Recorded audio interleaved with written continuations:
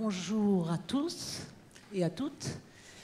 Nous allons donc commencer ce colloque par le sujet du numérique dans la création et donc dans les pratiques artistiques des musiciens et musiciennes que j'ai à ma droite, que je ne vais pas vous présenter de manière détaillée. Vous avez dans le programme leur parcours. Évidemment, si je devais vous les présenter de manière détaillée, on passerait 2 heures rien que pour la richesse de leur parcours qu'ils ont. Je suis Sarah Karlikov, donc Pauline Villerval, Éric Marchand, que je ne représente pas, et Kamel Zekri. L'idée, alors moi, c'est mon petit numérique à moi, avec mes lunettes. L'idée, c'est qu'ils puissent témoigner. On est vraiment sur un moment de témoignage de comment le numérique a fait évoluer leur pratique de création, leur relation aux autres musiciens et aux autres cultures, quelles questions ça leur a posé, quelles surprises ils ont pu avoir sur ces questions-là. Sachant qu'on ne parle du numérique que sous l'aspect et la question de l'information et de la communication, et pas du numérique comme outil de traitement sonore. Ça aurait pu être une autre question, mais on reste vraiment sur ces questions-là. Donc on parlera par exemple de l'évolution et de la transformation de la relation aux sources, et de la multiplication de ces sources et de la manière dont on peut les sélectionner, les analyser, les différencier, les transformer. On parlera de la manière dont on peut travailler dans la création avec des musiciens, musiciennes, collègues avec lesquels on peut échanger des fichiers et comment on peut faire de la création en direct aussi en termes numériques. On parlera aussi, si on a le temps, de la question de la diffusion de ces productions, de la production et de la diffusion par les tuyaux numériques des créations musicales. Alors pour la question de la relation aux sources, évidemment, avant le numérique, alors évidemment on a plusieurs générations, des gens qui peuvent témoigner de ce que c'était avant, et je pense que Pauline aura du mal à témoigner directement de ce que c'était avant, sauf par les sources éventuelles qu'elle aura lues. Mais avant le numérique, évidemment, pour découvrir, pour étudier des musiques, on voyageait, on collectait, on allait chez Dastum, on écoutait les archives sonores. Maintenant, le numérique s'ajoute à ces méthodes-là, éventuellement, quelquefois, les remplace. Et dans ce qu'on trouve, dans ce que vous avez dans vos écrans, derrière vos écrans, quels que soient les écrans, la nature de ce qu'on trouve a été largement différenciée, diversifiée et beaucoup plus large. Et donc il y a un travail de sélection et d'aménagement à faire. Parce qu'évidemment, on trouve encore, par exemple, pour citer Dastum, des archives sonores qui sont maintenant numérisées, mais on trouve aussi des éléments qui sont mis sur le net de manière consciente par des artistes eux-mêmes pour leur promotion, par des festivals pour leur promotion, mais aussi par des fans, par des chercheurs, par la belle-mère qui a filmé un mariage, enfin voilà. Donc les sources et ce à quoi on a accès est très très très très divers. Et puis on a aussi tous les éléments satellites qu'on a par les blogs, par les algorithmes, toutes ces choses qui arrivent plus ou moins par hasard. Et donc voilà. Donc c'est cette manière-là et cette relation aux sources et c'est tous ces éléments qui vous permettent de vous constituer des références, de travailler, de rechercher, d'imaginer comment vous allez aller rencontrer telle ou telle personne ou comment vous allez travailler sur tel ou tel répertoire. La première question sur laquelle j'ai envie de vous interroger, c'est comment vous faites effectivement pour sélectionner, analyser, et quelles sont vos relations à ça, sans rentrer dans avant c'était comme ça et maintenant. Mais voilà, comment vous faites maintenant par rapport à ça? Éric, par exemple, pour commencer. Oui, c'est un de mes sujets de prédilection. On a parlé tout à l'heure d'une espèce d'universalité de la musique. Or, c'est comme la langue. Rares sont les cultures du monde qui n'utilisent pas la langue pour s'exprimer. Mais par contre, les langues sont différentes et il nous faut souvent des traducteurs pour passer d'une langue à l'autre. Je pense que le concept de traduction est tout aussi important dans le domaine des musiques et notamment des musiques populaires. Parce qu'il y a des esthétiques musicales qui sont extrêmement différentes, même si elles sont proches géographiquement de nous. Je vais prendre principalement les exemples des musiques des Balkans qui me sont chères et que je connais depuis longtemps, puisque j'ai voyagé avec des intérêts musicaux depuis 1981, donc avant l'existence du numérique, ou en tout cas d'un numérique qui était réservé à une élite et non pas qui était aussi populaire et général qu'aujourd'hui. J'ai vu les évolutions des choix instrumentaux, des esthétiques, l'utilisation d'effets sonores qui sont, notamment en Europe orientale, assez différents des effets sonores qu'on va utiliser en Occident. Et j'ai constaté que lorsque le numérique est arrivé et lorsque des structures comme YouTube ont commencé à diffuser des formats musicaux, nombre de musiciens occidentaux d'Europe de l'Ouest, l'Europe de l'Ouest élargie, puisque je pense que ça va être la même chose lorsqu'on va parler de l'Amérique du Nord, eh bien, ces musiciens n'ont pas forcément, ou les gens qui ont un intérêt pour ces musiques, n'ont pas forcément les clés pour comprendre ce qui se passe. Et vont entendre un super musicien qui va être un joueur de clavier absolument génial, qui va avoir une interprétation splendide de certains thèmes, avec un choix de Game Boy sur les sons. Et les gens qui vont entendre ça vont se dire « Mais qu'est-ce que c'est que ce bordel ? À quoi ça correspond ? C'est de la merde, je ne veux pas entendre ça. » Alors que c'est probablement l'un des plus grands interprètes de cette musique au XXIe siècle. Alors, c'est pour ça que je parle de traducteur. Il est nécessaire, à mon avis, que lorsqu'on entend des sources étrangères, on puisse avoir des éléments qui vous disent « Non, non, attention, d'accord, ça vous paraît bizarre, mais ça fonctionne, ça marche. » Et ne vous arrêtez pas à une première idée. De la même manière, lorsqu'on a accès aujourd'hui aux sources, et ça a été une grande discussion, j'appartiens au conseil d'administration d'Astum depuis longtemps, j'ai fait une pause et puis j'y suis revenu, c'est une discussion qu'on a depuis très longtemps. Lorsque les archives deviennent, les archives locales, les archives de Bretagne, deviennent accessibles à tous sans filtre, sans traducteur, l'une des questions c'est, oui mais comment les gens vont comprendre ce qui se passe?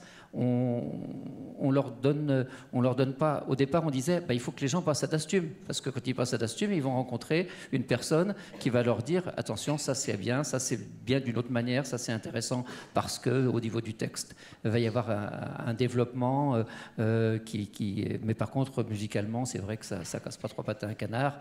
Par contre, là autrement, il y a très peu de texte, mais écoutez cette splendide interprétation sur 3 couplets d'une chanson, c'est absolument fantastique. Bon, ça désormais on ne peut plus le dire avec l'accès des sources. On ne peut plus. C'est une question qu'on se pose. On devrait pouvoir avoir des filtres, des entrées. Je suis un spécialiste et je veux connaître la moitié du couplet qui manque dans les 36 versions précédentes et j'y accède. Ou je suis quelqu'un qui a juste envie d'entendre une belle interprétation d'un beau thème et j'accède en appuyant sur une touche bleue ou sur une touche rouge, etc. C'est aussi des questions qu'on s'est posées dans le cadre du portail des musiques modales que nous sommes en train de créer. Voilà des questions qui sont liées à la traduction dans le temps et traduction dans l'espace, d'esthétique musicale qui nous sont proposées aujourd'hui et pour lesquelles on n'a pas peut-être les bonnes clés de compréhension. Sur cette question du contexte et de ce qu'il y a autour des sons et des éléments musicaux qu'on peut entendre et de la manière dont on le traite. Parce qu'il n'y a pas que la musique. Oui. Allô ? Oui, merci. Donc, bonjour à tous. Moi, je suis tout à fait d'accord avec ce que tu dis, Eric. La question de la traduction, pour ce qui me concerne, elle passe par la rencontre du vivant, en fait. Donc, le numérique, je le mélange pas. Il y a donc les flux, voilà, qui sont des sources d'informations extraordinaires sur lesquelles voilà, tout le monde a une ouverture, une fenêtre, et ça c'est vraiment formidable.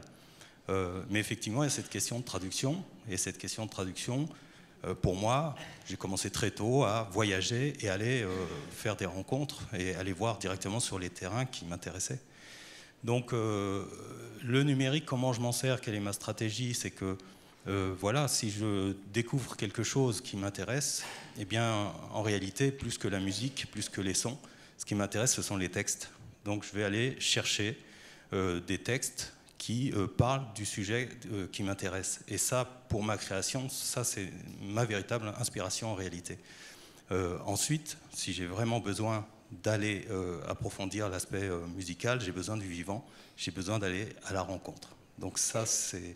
Parce qu'effectivement, soit on a la chance d'avoir une traduction, voilà, mais ça passe toujours par du vivant, ça passe par quelqu'un qui va nous expliquer ce qu'on est en train de voir, parce que le numérique, je veux dire, pour l'instant, ne peut pas remplacer le vivant. Il y a trop de pertes par rapport au fait de rencontrer quelqu'un et de pouvoir travailler avec cette personne. Est-ce que sur les pertes, tu peux être un peu plus précis sur la nature des pertes, par exemple, de ce qui ne passe pas par les tuyaux numériques? Déjà, dans les pertes, il y a tout ce qu'on ne peut pas dire et tout ce qu'on ne peut pas écrire. Je crois que c'est déjà, puisque c'est ce qui, quand même, est la base de l'humanité. C'est tout ce qu'on ne peut pas dire, en fait. Pour moi, hein, c'est quand j'arrive quelque part, il y a l'environnement, le lieu, ce que je vais manger, la relation avec les gens, voilà. Et tout ça, ben, pour pouvoir le construire, il faut des éléments. Et ces éléments-là, donc, pour moi, ça passe par le texte. Hein, ça passe par justement la lecture. Alors pour ça, ben, une de mes stratégies, c'est que je me suis inscrit dans des universités. Je suis aussi inscrit à la Bibliothèque nationale. Comme ça m'ouvre, ça me donne des possibilités d'accès à des bibliothèques. Parce que de cette manière, je peux cibler ce qui m'intéresse et ne pas être à rechercher sur les moteurs de recherche qui, on le dit, hein, moi je ne sais pas comment que ça fonctionne, mais qui sélectionnent de plus en plus par rapport à des algorithmes où je ne dirais pas qu'ils espionnent, mais qu'ils voient un peu quelles sont les choses que vous regardez et ils vous orientent. Et du coup, il y a des choses qui peuvent vous intéresser, mais alors peut-être pour les trouver, il va falloir aller à la 100e page. Et donc ça, personne n'a le temps de faire ce genre de choses. Donc dans ma stratégie, c'est justement voilà, de m'inscrire dans des bibliothèques, sur des lieux où j'ai accès à des documents qui ne sont pas, qui existent peut-être sur le net, mais qui sont plus difficiles à trouver. Avec un aller-retour entre ce que tu lis et les rencontres et les traducteurs qu'il peut y avoir voilà. sur place et qui peuvent éventuellement éviter des erreurs aussi, puisqu'il y a aussi des choses qui circulent sur le net et qui sont quelquefois... oui, c'est une manière de ne pas aller dans une direction qu'on ne choisit pas, mais d'essayer de rester maître de la direction dans laquelle on veut aller. Et là...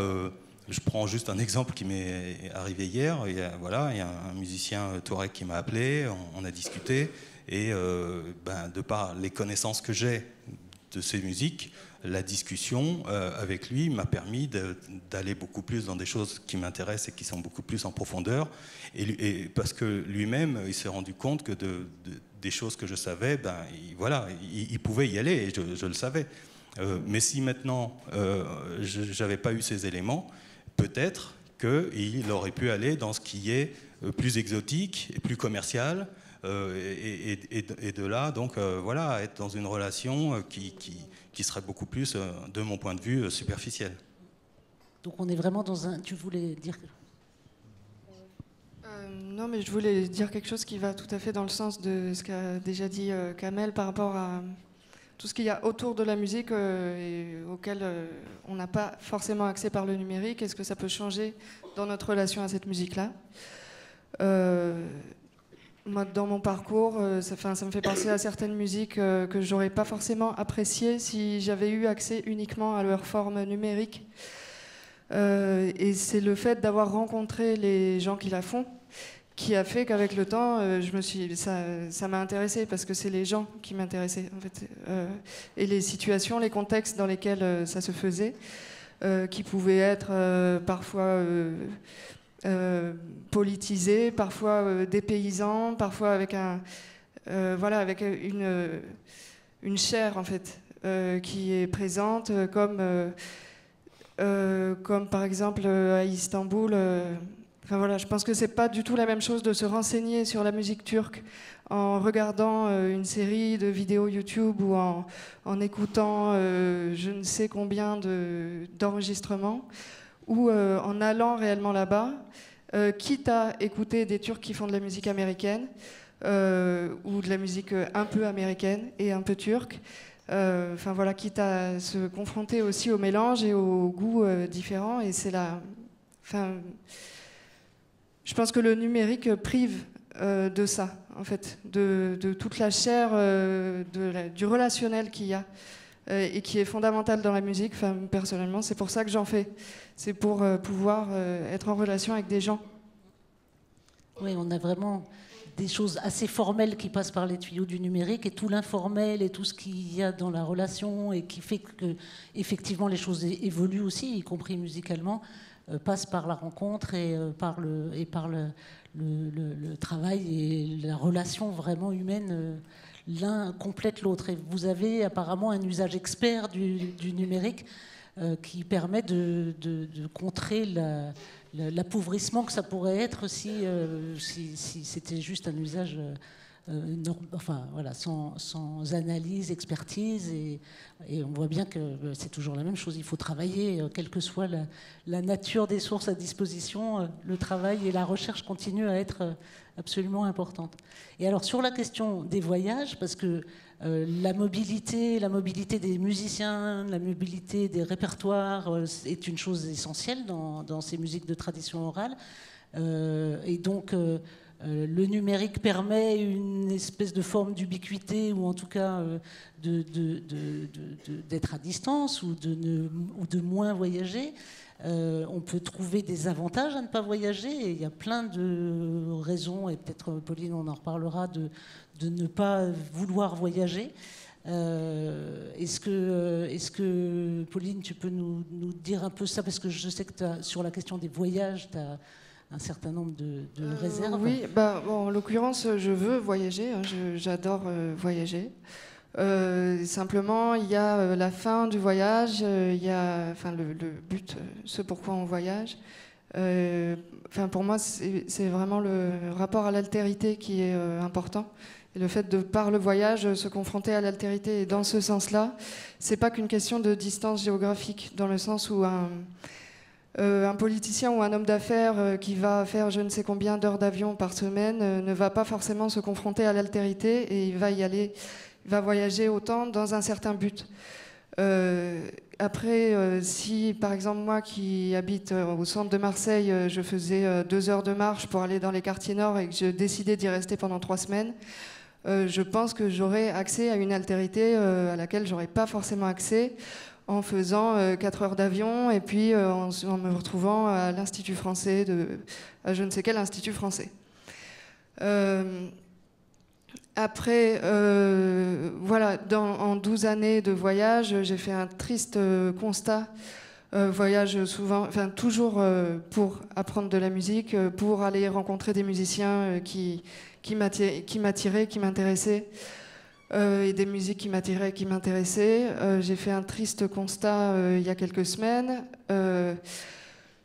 C'est que voyager en tant que femme seule comporte des désagréments, au mieux, des dangers, au pire. J'ai constaté que j'avais eu droit, en 12 ans de vadrouille musicale, j'ai eu droit au viol. J'ai eu droit au viol par un musicien après son concert, j'ai eu droit à la séquestration par un prof, j'ai eu droit à des attouchements, j'ai eu droit à toutes sortes de remarques qui m'ont maintenue dans le silence par rapport aux faits les plus graves qui m'étaient arrivés. Je dis simplement que ce silence-là maintient le machisme ambiant, qu'à mon avis, ce silence et surtout les comportements qu'il occulte sont aussi abrités par le milieu de la musique, par nos milieux, et que ces comportements, à mon avis, participent au fait qu'il y ait peu de femmes sur scène. Enfin, à mon avis, c'est pas qu'une question de quota. La solution n'est pas, à mon avis, de forcer le coup en se disant on va mettre plus de femmes sur scène. Ce qu'il faut, c'est déjà qu'il y ait plus de femmes qui veuillent aller sur scène, en fait, qui aient ce désir-là de faire cette route-là de musicienne, et qu'il faut pouvoir leur simplifier ce parcours-là. Pas parce qu'elles sont bêtes, mais parce que c'est extrêmement... comment dire, en faisant ce choix de la musique, en fait, il faut savoir qu'en tant que femme, à mon avis, on est confronté à des comportements qui sont réellement insultants, qui ont réellement des conséquences psychiques graves, et qui pourraient démotiver certaines femmes, à mon avis, les faire renoncer, en fait, à une passion et à le fait de l'exercer professionnellement.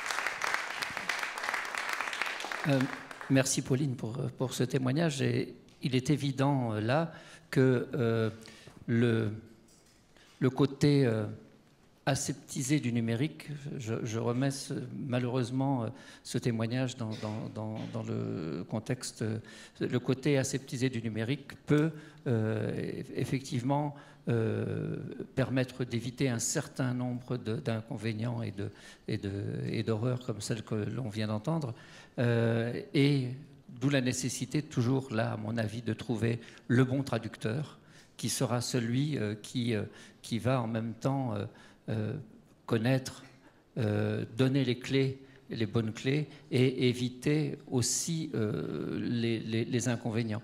J'ai eu le plaisir, il y a 2 semaines, d'aller en compagnie de Kamel à Biskra pour organiser un stage de musique avec le Diwan de Biskra.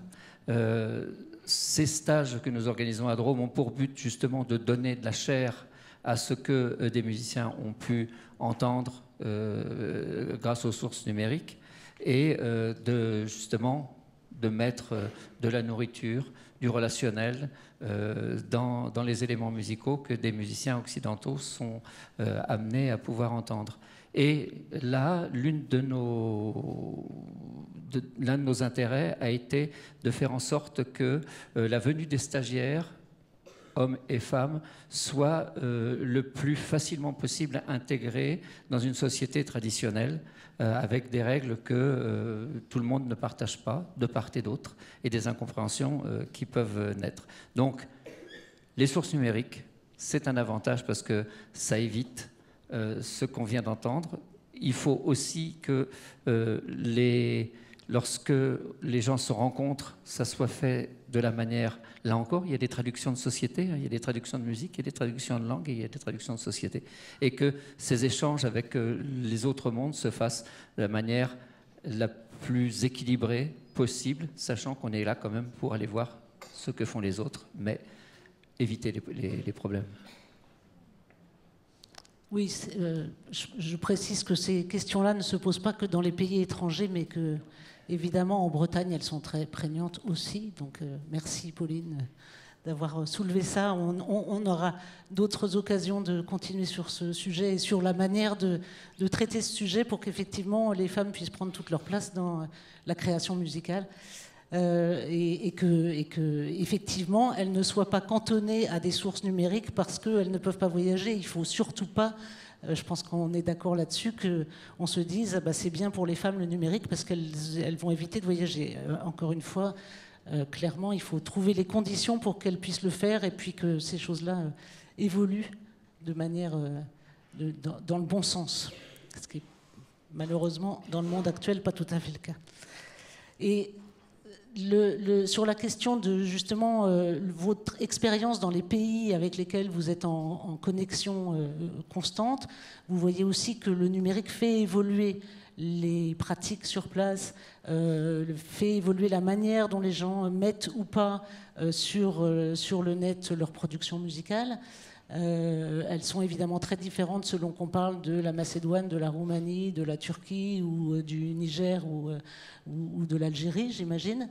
Mais est-ce que vous avez des témoignages sur ces évolutions-là, c'est-à-dire les évolutions des sources, comment les choses ont évolué sur place et éventuellement comment le numérique permet l'accélération de la circulation de répertoires dans des grandes régions ou dans des grandes aires culturelles, voire entre ces aires culturelles et leur diaspora, puisque j'imagine qu'il y a aussi des allers-retours et une accélération des modifications de répertoire, peut-être. Vous pouvez témoigner sur ces choses-là?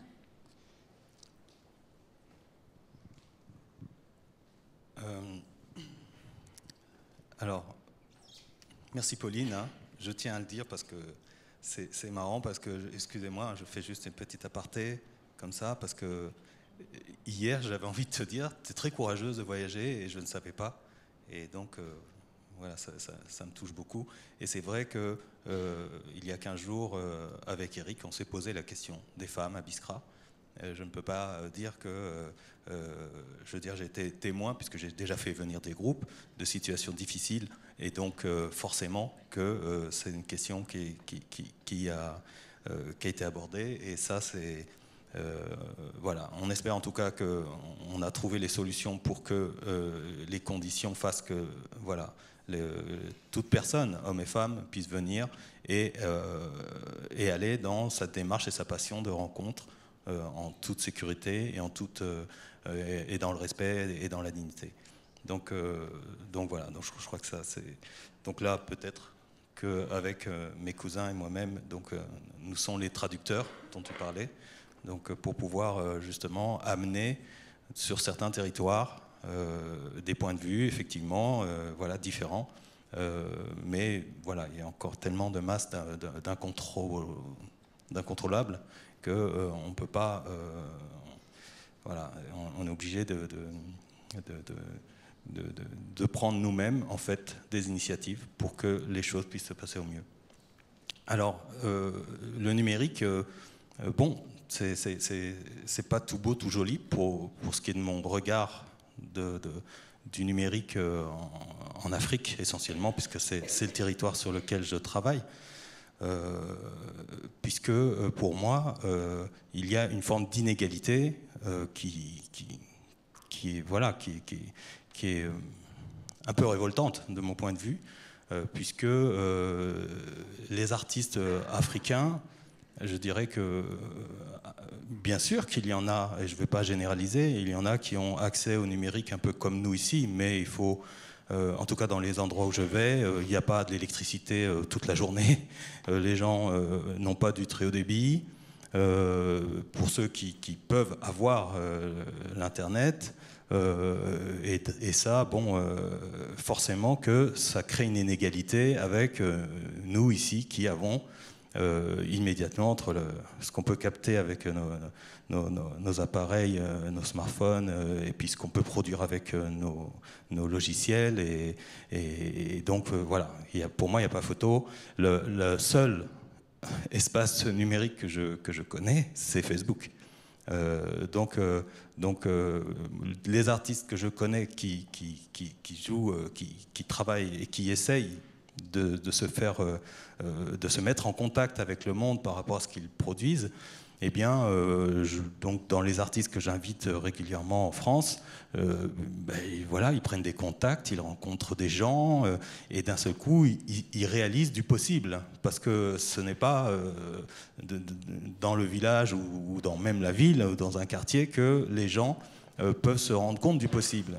Moi, je connais des artistes qui ont été tellement trompés quelque part, puisqu'ils ne savent pas comment que ça fonctionne, et résultat des courses, ils ont passé une existence voilà, ce sont pour moi des très grands artistes, mais ils ont passé une existence à passer à côté, et puis à subir cette inégalité, puisque voilà, toutes les rencontres qu'ils ont pu faire les ont amenés, eux, dans l'erreur. Hein. Et donc, ils ont abouti beaucoup à des impasses.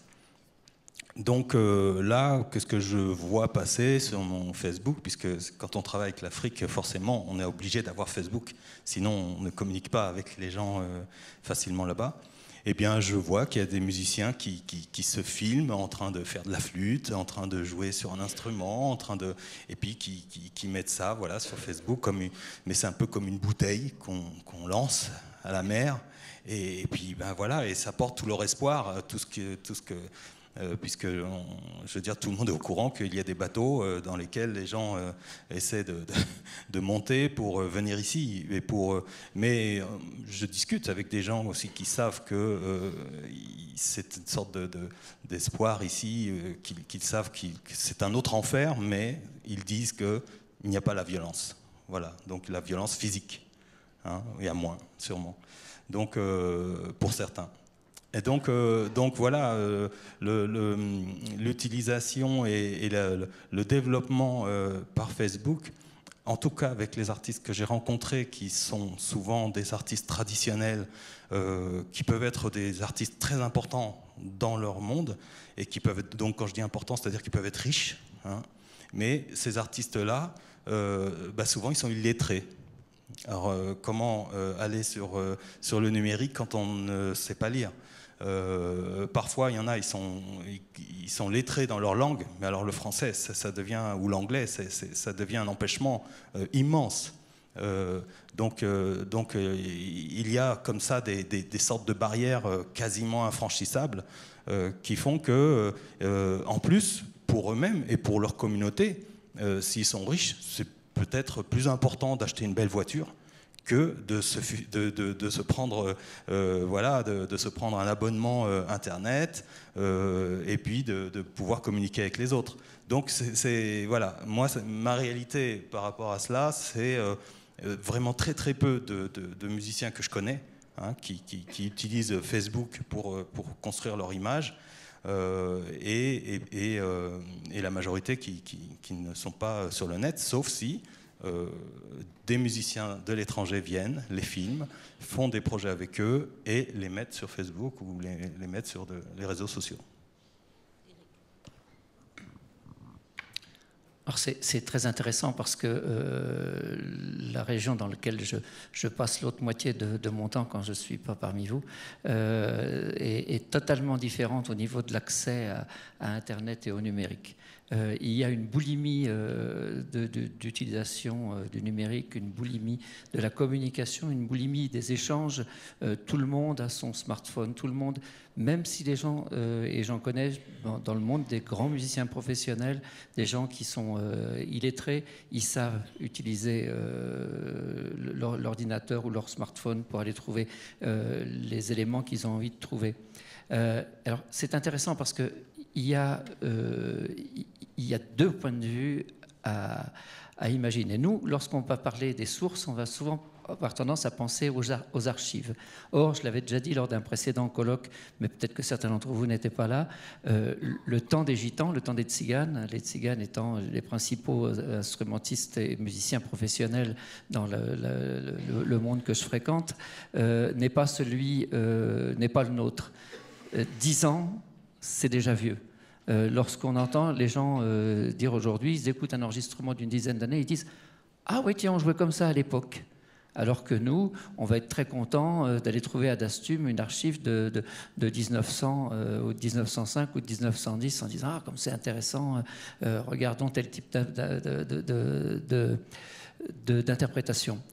Là, aujourd'hui, c'est absolument génial prenons le cas de la musique roumaine, mais ça serait de la même chose en musique bulgare. On peut aujourd'hui retrouver des vieux enregistrements, des vieilles vidéos qui ont été faites du temps du communisme. Peu de gens avaient des appareils, mais certains en avaient. Et on peut trouver aujourd'hui, je peux trouver, moi, avec un plaisir non dissimulé, des enregistrements de personnes de grands noms de la musique, qui sont des gens qui sont décédés avant 80 et que je peux entendre. Je pense que c'est peut-être plutôt des nationalistes qui vont dire regardez comme c'était beau la bonne musique de cette époque-là et comme aujourd'hui ces incultes de tziganes ont réussi à faire évoluer les choses vers l'esthétique dont je parlais tout à l'heure avec une surabondance d'effets sur le synthé en disant regardez comme c'était plus beau avant. Alors que cette beauté d'avant, c'était déjà une traduction que les grands maîtres tziganes avaient faite d'une musique qui était plus simple, moins ornementée, moins virtuose, etc. Mais à chaque fois, on va penser que ce qu'il y avait avant est plus proche d'une réalité fantasmée. Bon. L'autre côté, ça c'était ce côté du temps des gitans, du temps des tziganes et du temps qu'on peut vivre en Occident, qui sont quand même légèrement différents. L'autre élément, et là qui s'inscrit dans le temps des gitans, c'est la possibilité aujourd'hui d'acquérir des techniques et des systèmes qui viennent d'un peu plus loin, juste de l'autre côté de la frontière ou de 300-400 km de là où il y a une nouvelle technique qui vient de se créer, une manière de détacher des notes, une manière d'ornementer spécifiquement.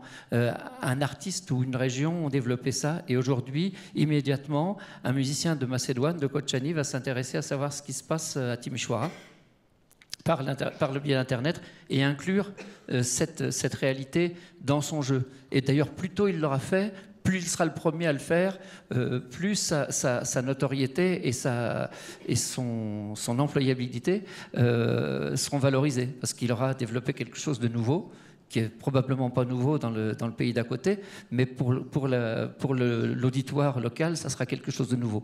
Et ça va développer, ça va emmener des choses qui vont tirer la musique, moi je le pense, vers le haut, car la multiplicité des expressions ne peut que... Parce que ces gens-là continuent à bien connaître leur technique, il n'y a aucun problème. Lorsque Hassan Yarimdounia, je lui demande de faire une improvisation dans un makam qu'il ne connaît pas, et pour cause c'est un makam breton, ça ne l'empêche pas, quand il jouera un bayati, de jouer fondamentalement, génialement, ce bayati. Mais le fait de jouer une autre manière, une autre chose plus récente, plus exotique, ça ne fait que tirer les choses vers le haut. D'ailleurs, il pourra peut-être faire une citation un jour de ce makam breton qui n'existe pas dans sa culture de Thrace et qui va rajouter un petit plus. Les gens vont dire ah, tiens, qu'est-ce que c'est que ça, c'est pas inintéressant. Donc c'est extrêmement intéressant dans le quotidien et dans la créativité des musiciens qui sont des musiciens de musique populaire, qui sont dans des régions où la musique populaire est la musique la plus importante au quotidien, et c'est le cas en Algérie, c'est le cas, je pense, au Soudan, c'est le cas. Alors après, chez les Pygmées, c'est encore un peu plus compliqué. C'est un autre. Mais en tout cas, en Europe orientale, c'est l'une des musiques dominantes, en tout cas à 50%.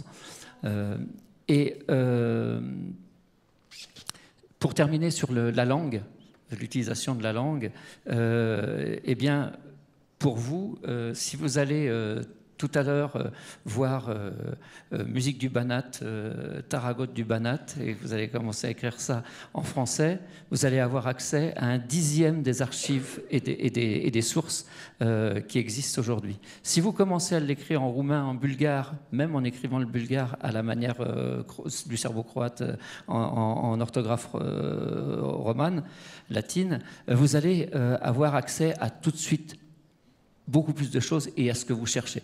Donc le monde n'est pas encore tout à fait bien fait sur l'accès aux archives, et je vous conseille, si vous ne l'avez pas déjà fait, d'essayer de vous rapprocher au mieux, même avec un Google Traduction, de la langue locale dans laquelle vous faites vos recherches. Et là, vous allez plus comprendre les choses, mais vous allez vous laisser porter par les menus défilants de ce qu'on va vous proposer, et là, vous allez trouver ce que vous ne cherchiez pas. Oui, je voulais dire que c'est pas seulement... Effectivement, cette question de la langue, je l'ai souvent constatée. Après avoir appris le turc, que le fait de parler turc me donnait accès à certaines musiques sur Internet, auxquelles j'aurais pas eu accès si j'avais pas connu les mots pour savoir. Après, il y a Google Translate. Hein. Mais j'ai perdu ce que je voulais dire. Oui, il y a aussi la question de la censure, en fait. C'est que Internet n'est pas le même partout. On n'a pas accès au même Internet selon là où on est positionné et l'état politique, géopolitique, la politique qui est en marche, là où on est. Et du coup, voilà, ça délocalise. Internet ne déspatialise pas complètement la donne. En fait, il y a des musiques auxquelles on n'aura pas forcément accès. Après, ça me fait penser à une anecdote qui est celle de Peyo PF, un grand joueur de Gadulka en Bulgarie, qui lui, quand il avait 16-17 ans, qui était déjà virtuose de la Gadulka, il connaissait déjà très bien la musique Narodna Muzika. Alors on a un grand débat avec Eric à savoir est-ce que c'est la musique populaire ou est-ce que c'est la musique nationale. En tout cas, ça veut dire quelque chose qui est soit les deux, soit entre les deux. Et il a décidé, du haut de ses 16-17 ans, de reprendre tout Pat Metheny. Et à son époque, à savoir une époque où en Bulgarie, il était interdit de boire du coca, de porter des jeans, d'écouter les Beatles. À son époque, c'était un choix politique en fait, il a dû vraiment chercher pour accéder à ces musiques-là, pour pouvoir se forger un langage. Et du coup, ça avait un autre sens aussi, je pense, que si aujourd'hui un Bulgare, maintenant que la Bulgarie est dans l'Union européenne, si aujourd'hui un musicien bulgare décidait de reprendre des grands jazzmen ou des rockers, ça n'aurait pas le même sens. Voilà. Oui, merci. Je voulais rebondir par rapport à ce que tu avais dit, Eric. Donc tout à l'heure, j'avais donné mon point de vue et mon expérience avec les musiciens que je connaissais, mais maintenant, pour ce qui concerne les musiques populaires, forcément, ce que tu as dit, ça me fait penser à... donc sur Facebook, en se mettant ami avec beaucoup de gens dans les territoires, sans être obligé du coup à noter la langue, mais alors du coup là c'est Facebook qui ouvre cette relation, c'est de recevoir toutes ces vidéos des gens effectivement qui sont dans les mariages et qui filment ou la danse ou la musique. Et là, c'est vrai que des fois, je suis fatigué à regarder ça, mais là, il y a énormément dans la relation avec les alors là, du coup, c'est pas les artistes, puisque les artistes, eux, ont plein d'amis, justement, puisque dans ces musiques populaires, ils font... bon, je prends l'exemple de l'Algérie, les musiciens de cérémonie, ils sont aussi musiciens de mariage. Donc, voilà, et Eric a pu voir la popularité d'un de mes cousins qui fait un mariage partout où il va, et il a marié tout le monde, en gros. Donc, dans la ville...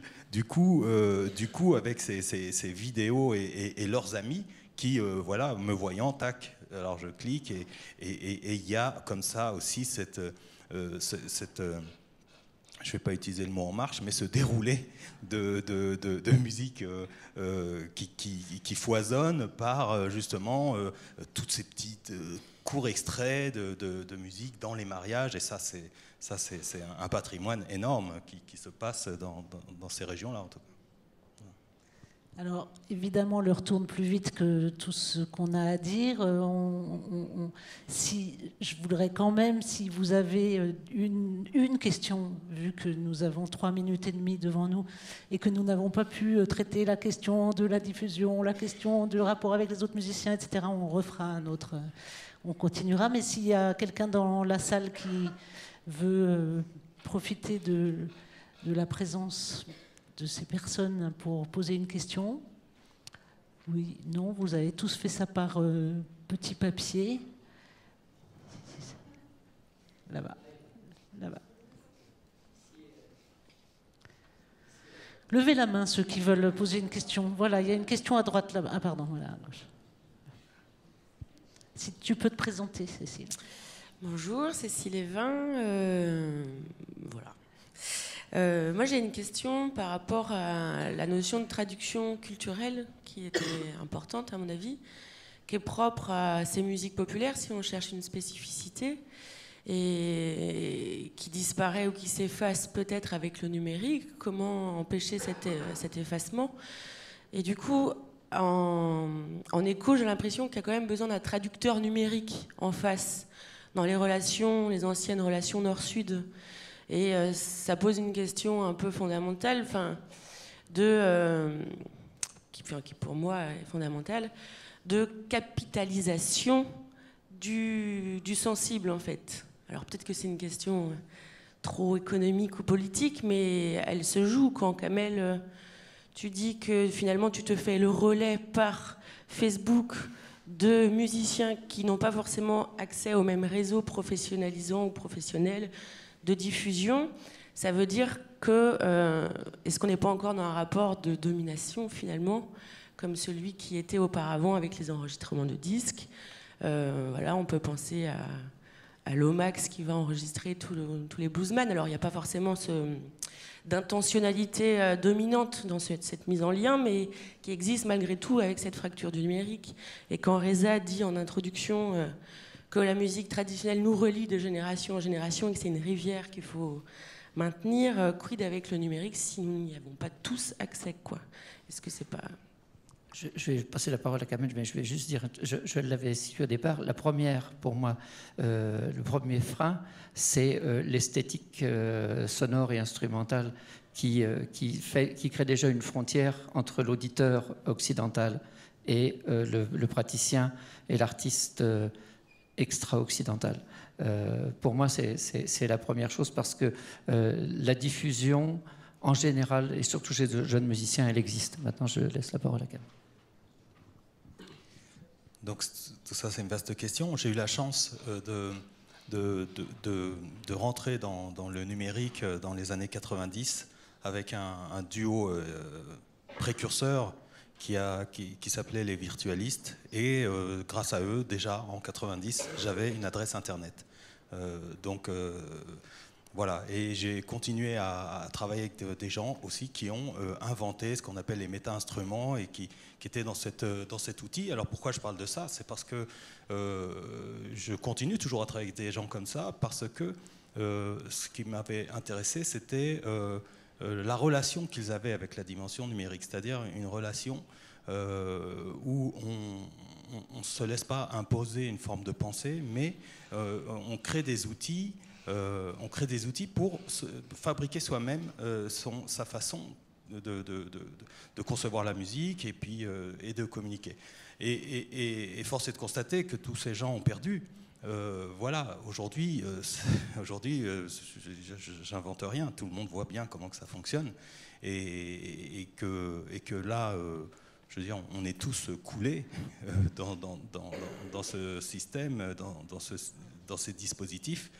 Et l'intérêt que j'y vois, c'est qu'effectivement, peut-être que, et forcément, je veux dire, c'est une sorte d'espoir, c'est que le nombre, la pratique, voilà, fait que tout ça va générer quelque chose. On ne le sait pas encore.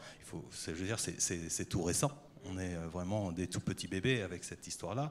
Mais en même temps, c'est très très important d'être vigilant, parce que sinon, voilà, on ne se rend pas compte, mais on rentre tous dans une sorte d'entonnoir, et puis la sortie, on la verra peut-être pas. Donc donc voilà, moi c'est ce que j'ai à dire pour l'instant, c'est en tant qu'observateur, et aussi, ben voilà, aussi il y a des réseaux, il y a des gens qui travaillent, il y a d'autres choses qui existent, et je crois que c'est important d'être très vigilant là-dessus pour pouvoir justement être dans les alternatives, mais par rapport aux pays du Sud, ça c'est sûr qu'il n'y a pas pour l'instant, en tout cas à ma connaissance, hein, d'autres moyens que ces systèmes. Oui, mais ta question et le fait que tu évoques la domination, ça me fait penser à ce que disait Kamel tout à l'heure sur le fait de rester maître sur ses choix musicaux et de rester maître tout court. En fait, je trouve ça assez difficile dans la relation numérique quand on est musicien, notamment sur les questions de publicité au sens propre, de ce qui est public et ce qui est privé, et de à quel point c'est public.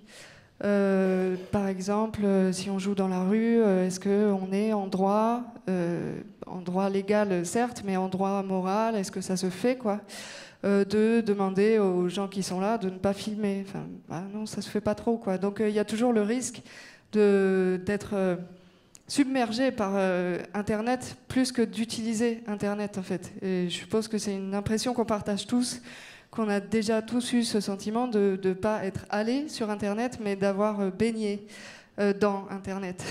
Enfin, d'avoir été plus l'objet que le sujet, quoi. On va être obligé de s'arrêter parce qu'il y a une autre... Mais il y a une table ronde qui commence dans 7 minutes, une autre.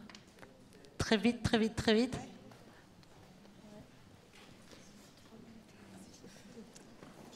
Merci pour les 2 minutes. Je suis Kevin, étudiant au Pont Supérieur. La question que je me posais, c'était, Monsieur Marchand, quand vous disiez tout à l'heure cette histoire de mettre des filtres de recherche sur Dastum, par exemple, avec une sorte de filtre bonne interprétation.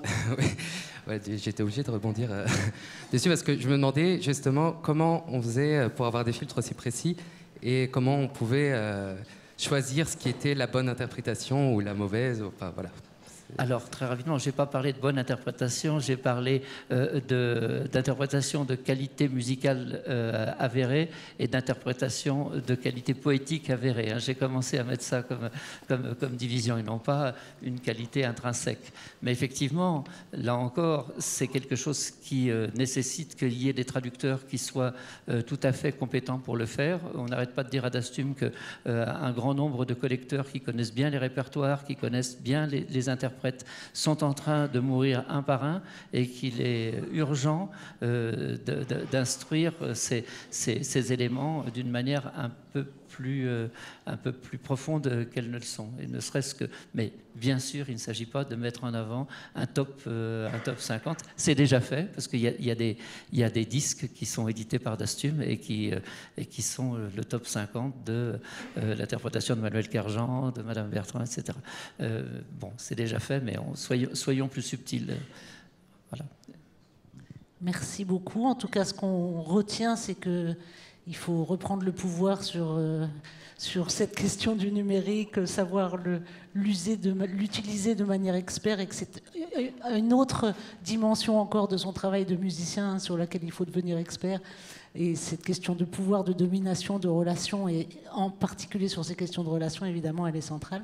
Merci beaucoup à tous les trois. Et puis, on enchaîne avec la table ronde suivante. Et voilà, d'ici 4 minutes, il y en a qui sont partis boire un café. Voilà. Donc, merci beaucoup. Voilà.